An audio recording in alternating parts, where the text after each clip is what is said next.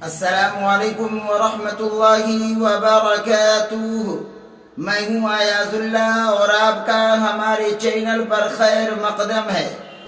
معزز ناظرین، صحابہ کرام رضی اللہ عنہم اجمعین فرماتے ہیں کہ جب رمضان المبارک کا مبارک مہینہ آتا تو ہم نبی کریم صلی اللہ علیہ وسلم کے اعمال میں 3 باتوں کا اضافہ محسوس کرتے۔ نمبر 1، آپ صلی اللہ علیہ وسلم عبادت میں بہت زیادہ جستجو فرمایا کرتے تھے، حالانکہ آپ کے عام دنوں کی عبادت بھی ایسی تھی کہ حتیٰ یتورمت قدما، یعنی آپ صلی اللہ علیہ وسلم کے پاؤں مبارک ورم ہو جایا کرتے تھے، پھول جایا کرتے تھے۔ تاہم رمضان المبارک کے مبارک مہینے میں آپ صلی اللہ علیہ وسلم کی عبادت پہلے سے بھی زیادہ ہو جایا کرتی تھی۔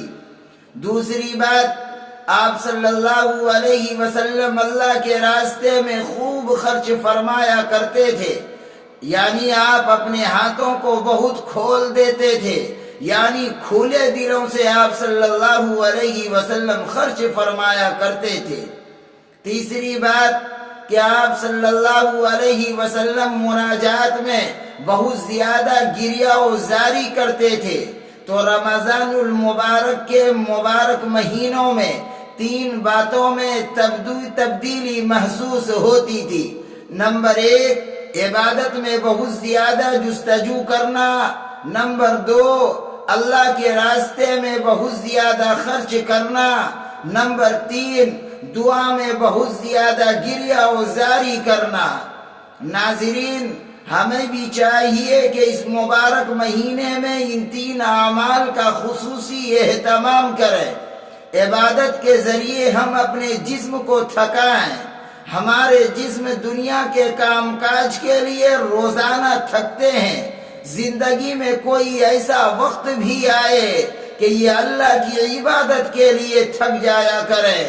زندگی میں کوئی ایسا وقت بھی آئے کہ ہماری آنکھ نیند کو ترس جائیں اور ہم اپنے آپ کو سمجھائیں کہ اگر آج تم اللہ کی رضا کے لیے، اللہ کو خوش کرنے کے لیے، اللہ کو راضی کرنے کے لیے جاگو گے تو کل قیامت کے دن اللہ کا دیدار ہوگا۔ اگر یہ آنکھیں آج جاگیں گی تو کل قبر کے اندر میٹھی نیند سوئیں گی۔ میرے بھائیو، اس مبارک مہینے کے اندر ہم اپنے آرام میں کمی کر لیں اور تھوڑا مشقت اٹھا لیں۔